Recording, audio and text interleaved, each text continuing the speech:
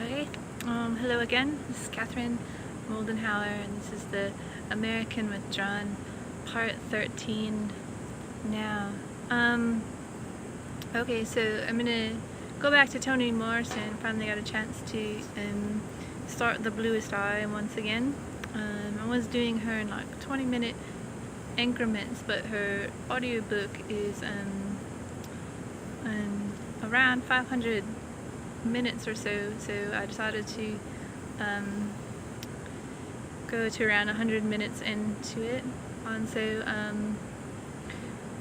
first off, I was asked, I took a job, I had this very strange experience. I took a job in Alaska. It was just like a cleaning job. There's all these sort of strange collegiate characters around that didn't really know what to do with themselves, and so would have these like strangely intuitive conversations, some quite bad, and others maybe better. But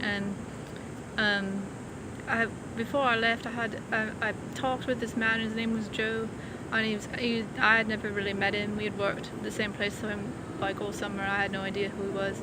But he asked me, he's like, what does English have to do with psychology? When I said that I was thinking I didn't know what I would go for further school for, like, 'cause I was an English major, so, I didn't really know what to do with myself. Like, what do you do with English? Everybody speaks English, like, how do you,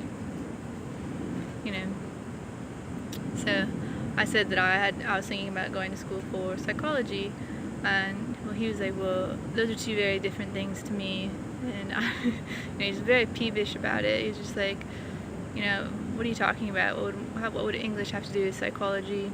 And so I wasn't answering him at the time, because I became kind of annoyed in return, and basically just didn't feel I should have to do his homework.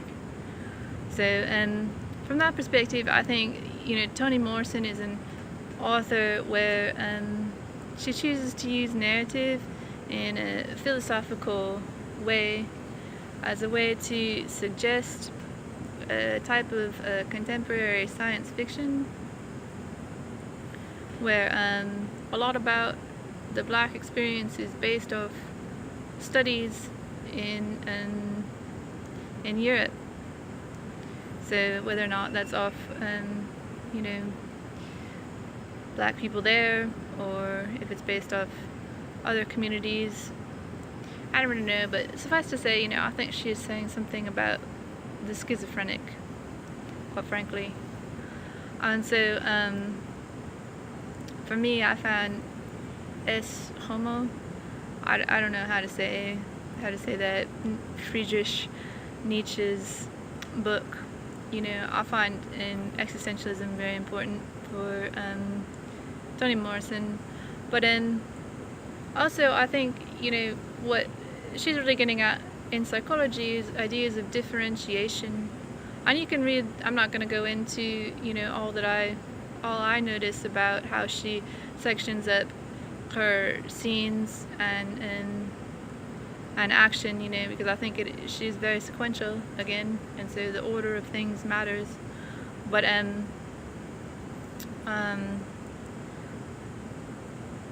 from my point, I think what she's really trying to elaborate is the concepts of psychological differentiation. How does this character within her experience, Piccola, how does she ever possibly see out of her life? Like, how do you gain perspective or gain even a different idea of color? Color is very important, in the novel, right? What her available color spectrum is. And once you get to like 40 minutes to 100 minutes, you definitely get that sense of German psychology to catastrophe, where you really sense that idea of the mother sorry, there's another really cool bug. Anytime I do this, there's a bug.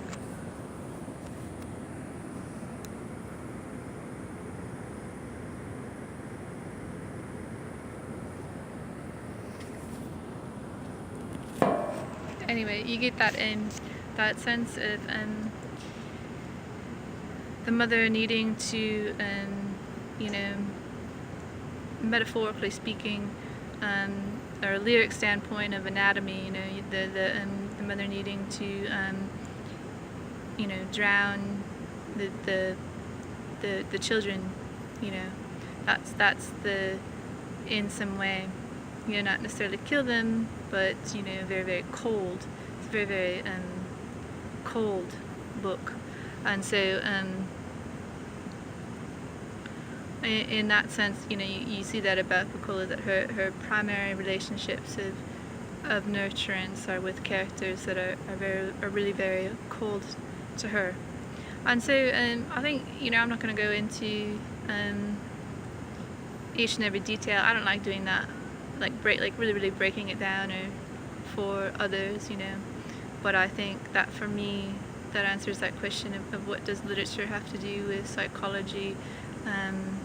I think, you know, if you really look into philosophy and Euro studies and on that, you'll notice that people choose narrative for reasons, and you really get certain sequences of emotion. And so that for me is about psychological differentiation and also emotions and violence. And so I think she's a very psychological author, like absolutely